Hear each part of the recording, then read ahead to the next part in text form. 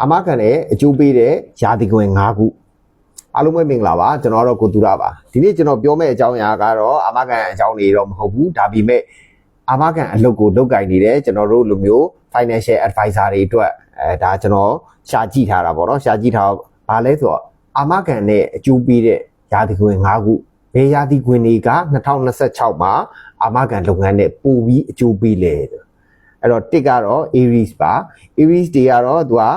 တက်ကြွဖြက်လက်ပြီးတော့ COA ကောင်းတဲ့သူတွေဖြစ်တဲ့အတွက်ဒါ2026မှာထိတ်ဆုံးမှာရှိပါတယ်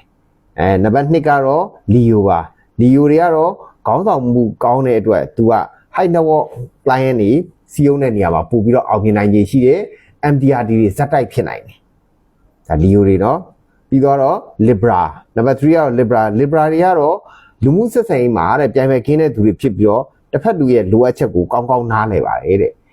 ဒါကြောင့်မို့လို့သူကဝန်ဆောင်မှုပေးရတဲ့လုပ်ငန်းတွေမှာနာမည်ကောင်းရတတ်ပါတယ်နံပါတ်4မှာတော့ Scorpio ကျွန်တော်တို့ပေါ့နော်ကျွန်တော် Scorpio ဆိုတော့အဲ့တော့အာမခံလုပ်ငန်းကိုစိုးမိုးတဲ့ယာတီခွင်ဖြစ်တယ်တဲ့အတွင်းကြကြလေးလာဆန်းစစ်နိုင်ရန်ရှိတဲ့အတွက်ဒါ2026မှာထုံးပေါက်နိုင်တယ်ပေါ့နောက်ဆုံးနံပါတ်5ကတော့ Capricorn တွေကဇွဲရှိပြီးတော့စနစ်တကျလုတ်ကင်တတ်တဲ့အတွက်အာမခံလုပ်ငန်းမှာတဖြည်းဖြည်းနဲ့အခိုင်အမာနေရာယူနိုင်ပါတယ်တဲ့သူကဘယ်ရာသီခွင်တွေပဲဖြစ်ပါเนาะ insurance ဆိုတာတဲ့စိတ်ရှည်တည်ခံမှုနဲ့ယုံကြည်မှုကိုတည်ဆောက်ရတဲ့လုပ်ငန်းဝင်ဖြစ်တဲ့အတွက်ကျန်တဲ့ရာသီခွင်သမားတွေလည်းအာမခံအကျိုးမပေးဘူးလို့ပြောတာမဟုတ်ပါဘူး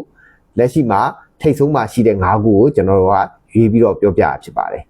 ဒါမိတ်ဆွေတို့အနေနဲ့လည်းကိုယ့်ရဲ့လုပ်ငန်းမှာအဓိကစိတ်ရှိရမယ်တည်ခံရမယ်နောက်ပြီးတော့